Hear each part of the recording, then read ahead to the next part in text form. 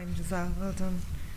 Okay, next up we have Sally Bridge. Sally is from Queen's University in Belfast. She is the Borrower Services Librarian at the Maclay Library, and her responsibilities include management of frontline services and Disability Liaison Officer and International Student Support Officer, so quite a lot. Sally is going to talk to us today about working in partnership to empower students with disabilities, her experience in Queen's. Thank you very much, and thanks for the opportunity to speak. So when I heard the title of the conference, or the theme rather, of collaboration, I immediately thought from a user services perspective of the work that we do with our students with disabilities, working to collaborate with other departments within the university. So at the risk of teaching Granny to suck eggs, because I'm sure you're all doing pretty good jobs for your students with disabilities, I just want to tell you of our Queen's story and what we are doing. So just starting off with a quote from a survey that we've done of our users with disabilities. They would rate our the disability services and library services as excellent. And for me, that sums up the importance of both disability services and library services for our students with disabilities in providing them with an excellent experience at university.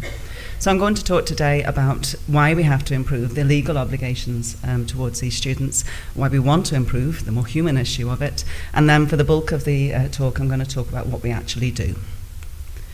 So to the legal side, why we have to improve. In 2005, the Special Education Needs and Disability Order at Northern Ireland came into effect, and that makes it unlawful for universities to discriminate against disabled people for reasons relating to their disability.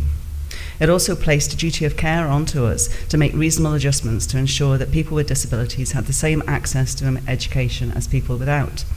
So when you think about that term, reasonable adjustments, obviously it would be wonderful if we could all have bookshelves at one low accessible level, but that's never ever going to happen.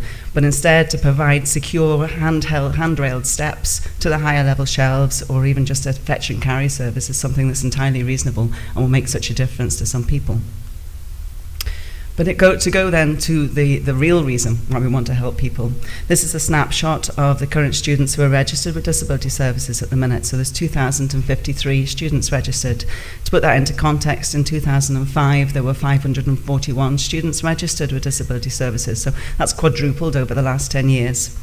If you look at the list there of disabilities, it's pretty typical across academic universities, particularly over the UK and presumably Ireland as well.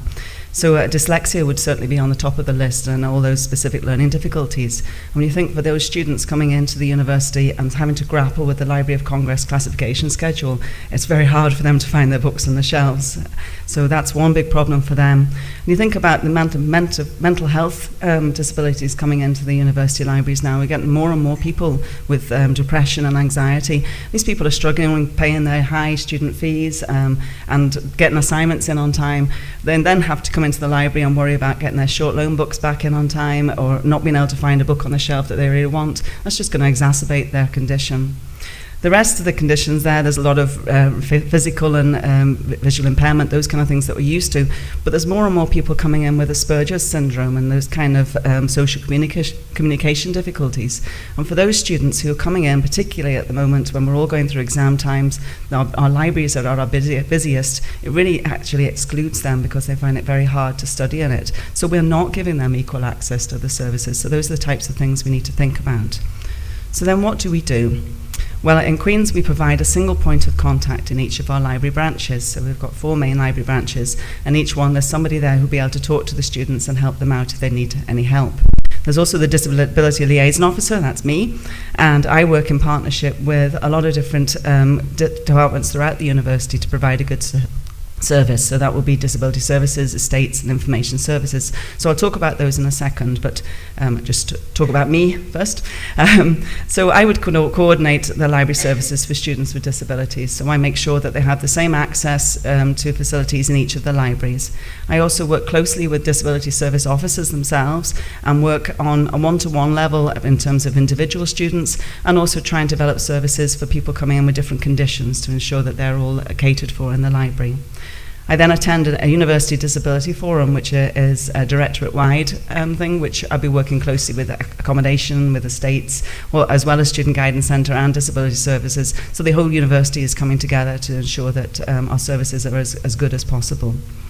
Then I would identify barriers to service. I do that through the surveys that we do of our students, But I'm meeting actually on Friday a specialist in disability services who is coming in with wheelchairs and blindfolds and earmuffs, so we can actually experience what it's like for our students to access our library with those kind of physical impairments. And I'm sure from that I'm going to come across some more barriers to our service, which we then can implement into our yearly disability action plan that I write each year. So none of this would be possible without our working in partnership with disability services. And I love that picture there, because for me it sums up what we were talking about a couple of times today about library anxiety. People coming into the university and really getting very confused about where everything is and how everything works. And I think with the library working together with disability services, we can help diffuse that confusion and can really help to make things work. We do that in a number of ways, particularly with disability services. They put us in touch with students in advance of them starting university. So I would take tours of, say, a load of students with Asperger's and their families around the library a couple of months before they start. It helps orientate them in a very calm and collected way, which makes it much more easier for them to start when they come into university rather than trying in Freshers Week. I'll also offer one-to-one tailored induction to students, so they will come in with a particular disability and I can tailor my tour to that disability. I've had people coming in with visual impairments and I can orientate them around the library and they can make best use of it in that way. Each semester then, disability services will send an email which will detail everything that we do for our users at the start of each semester when they're going to need it, so they can find out everything that we can help them with. And then disability services also come into the library and offer bespoke training on particular disabilities, so our frontline staff, so they're all aware of how to help people who present to the desk with a particular condition. So that then leads us to a situation where we have very accessible studying for our students. Disability services will place a service indicator on the student record of any student with disabilities, and that enables them to have automatic short loans when they come to take out a book at the desk, the extended short loans rather. I also have a new system of bookable priority desks, where we have a number of desks available for students who registered students have an access to an application which will allow them to book a desk, and means they're guaranteed a space for during their busy study time when spaces are at a premium. They can get themselves a spec and lose that anxiety about having to find somewhere quiet to study. There's also then we have books in electronic format for students with visual impairments, and as I've said, the safety steps and the fetch and hold service. We also work in partnership with the states, who do a lot better job than this forestry service, obviously, in providing automatic doors, ramps and lifts for our students. We have programmable entry gates as well, so that people in wheelchairs can just flash their card and not have to ask staff to let them in every time they want to use the library. We have low-level issue terminals, and we have height adjustable desks, which are great for people in wheelchairs, but also for people who have back problems who need to stand when they're working. The Estates Department then also have a personal emergency evacuation plan for every student with a disability, so they know when they come into the library, if there's an emergency, they know where to go. And the Estates will then come in and train our attendants in how to help those students get down the stairs using the evacuation chair. So there's all that collaboration going on. And then we even collaborate with ourselves, with information services. Although I'm part of information services, the computer side of things will ensure that there's assistive technology, there's Zoom Text, MindView and Reader Write Gold on every computer that's accessible for a student throughout the university.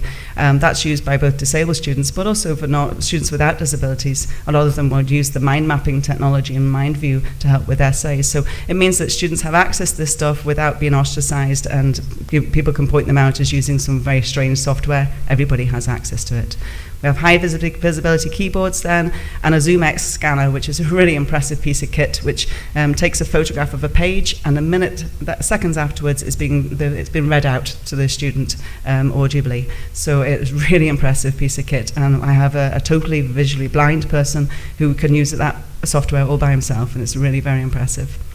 So then we also have a cross-directorate forum where we work with the disability services to ensure that we're all working together within the library to make the services as good as possible. So to end again with another quote, again this came from our survey, library staff are very helpful and great to deal with. I could not sing their praises high enough. So I think we are doing a pretty cool job. I think we could improve, we always can improve, and we're always looking to improve, but I think in a minute we can hold our head up high and say that with collaboration and working with other people in the university, we get a pretty good deal for our students. Thank you very much.